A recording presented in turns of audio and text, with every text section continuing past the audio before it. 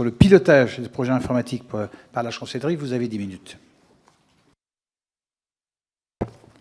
Merci beaucoup, Monsieur le Président, Monsieur le Garde des Sceaux, mes chers collègues. Si j'ai choisi de consacrer le rapport du printemps de l'évaluation de la mission budgétaire justice au pilotage des projets informatiques par la chancellerie, c'est parce que le numérique au ministère de la Justice et donc l'informatique, je cite, « c'est un peu le sujet dont on n'espère plus rien, c'est le sujet dont on rit jaune, c'est le sujet avec lequel on fait avec ». Ces mots ne sont pas les miens, ce sont les vôtres, Monsieur le Garde des Sceaux, prononcés il y a tout juste un an lors du lancement justement du second plan de transformation numérique du ministère de la Justice. Si je partage votre constat, force est toutefois de reconnaître que vos propos sonnent comme un terrible aveu d'échec de la chancellerie. En effet, affirmer en 2023 en tant que garde des Sceaux, alors que vous êtes en poste depuis 3 ans, et plus globalement que vous appartenez à une majorité au pouvoir depuis plus de 6 ans, que l'informatique est un sujet dont on n'espère plus rien au ministère de la Justice, revient à dire que vous n'avez pas été capable, pendant toutes ces années, d'endiguer un problème pourtant bien identifié. Pire, vos mots sont prononcés alors qu'un premier plan de transformation numérique du ministère a été mis en place sur la période 2018-2022, initialement doté de 530 millions d'euros. Votre administration nous a même indiqué que le montant global engagé en matière d'investissement informatique sur cette période s'était in fine élevé à plus de 600 millions d'euros en autorisation d'engagement. Ce demi-milliard d'euros n'aurait-il donc servi à rien ? C'est la question à laquelle j'ai cherché à répondre au cours de ce printemps de l'évaluation. Pourquoi ? Malgré les sommes engagées, la situation demeure-t-elle insatisfaisante et, à certains égards, il faut bien le dire, kafkaïenne pour les agents du ministère ? La réponse à laquelle je suis parvenu est la suivante. C'est sans doute faute d'un pilotage efficace des projets informatiques par la chancellerie. Je ne nie pas les difficultés dont vous avez hérité, Monsieur le ministre. Vous y avez été confronté dans la pratique, d'ailleurs en tant qu'avocat, et surtout, la situation est désormais bien documentée.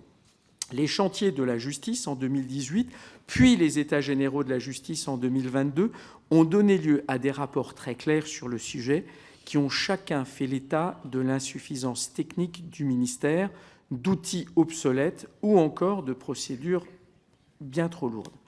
De même, le retard de la France en matière de numérisation de la justice par rapport à ses voisins européens est régulièrement souligné, tant par l'Union européenne et son tableau de bord de la justice que par la CEPEJ, l'outil du Conseil de l'Europe. Ce que je conteste, c'est la façon dont vous et votre ministère avez répondu à ces difficultés.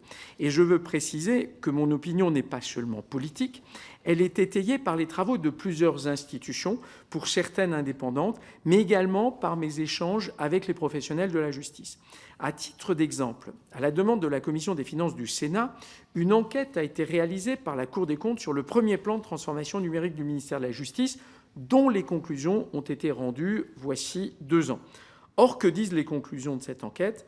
Malgré le rapport précurseur sur les chantiers de la justice, le programme de transformation numérique s'est révélé n'être ni un plan stratégique de transformation du ministère, ni un schéma directeur des systèmes d'information, ni le support d'une réforme organisationnelle pour la restructuration du ministère.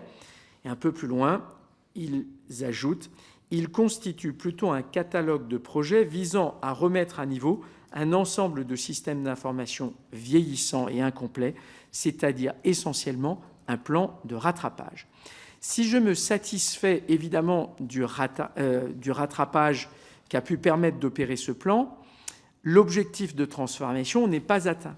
Et c'est d'ailleurs la raison pour laquelle vous avez été amené à mettre en place un second plan de transformation numérique, ce qui est assez inédit. Maintenant, ce qu'il est intéressant de comprendre, c'est pourquoi l'objectif initial a-t-il été à ce point manqué.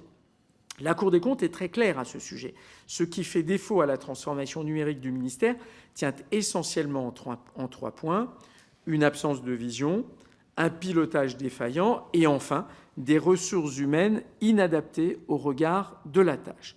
Le pilotage défaillant en particulier a logiquement des conséquences négatives pour les projets, au premier rang desquels les retards conséquents qu'ils accusent.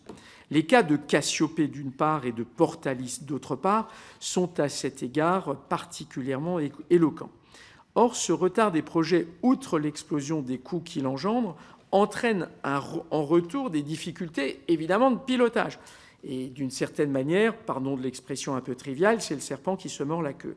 Là où tout cela devient hautement problématique est que ces défauts de pilotage ont perduré même après ce rapport très sévère de la Cour des comptes.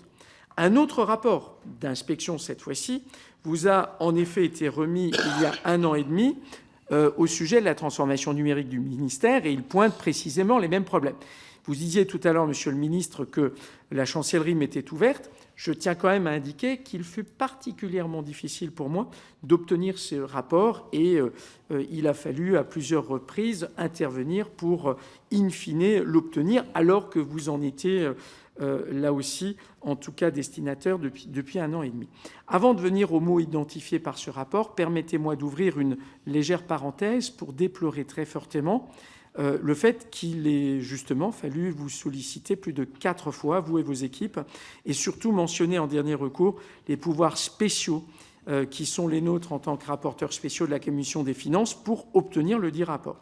Je crois que la relation de l'équipe gouvernementale à laquelle vous appartenez avec le Parlement gagnera à une meilleure collaboration avec les députés que nous sommes.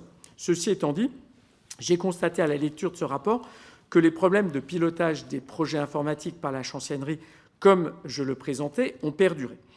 3 éléments dans ce sens. Le ministère n'a pas développé une stratégie numérique suffisamment élaborée, pourtant seule à même de permettre une véritable transformation. Deuxième argument, les ressources humaines ne sont toujours pas à la hauteur des enjeux, à la fois en termes de moyens et de compétences, entraînant une externalisation massive qui elle-même crée des difficultés. Et puis, troisième élément, le pilotage budgétaire reste toujours et encore perfectible. Dans ces conditions, je conclurai mon intervention en vous demandant quelles réformes avez-vous entamées, Monsieur le Ministre, avec vos directions pour procéder enfin à un pilotage efficient des projets informatiques par votre ministère et donner tant aux citoyens qu'aux professionnels qui font vivre chaque jour le service public de la justice qu'ils méritent. Je vous remercie.